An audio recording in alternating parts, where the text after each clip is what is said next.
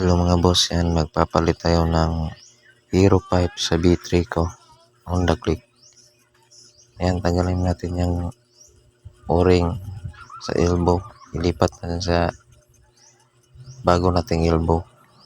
Yan mga boss, 5 ng Hero. Yan, kinabit ko na yung 5 mga boss. At isusunod natin yung canister nya. Yan, Hero version 4 to 5. Kabit na natin. Yan, tapos ko lang may kabit. Reset lang natin yung ECU niyan mga boss. Huwag nyo munang paandarin. Yan, sound check na tayo mga boss. Yan, napakakasang tunog, napakalutong.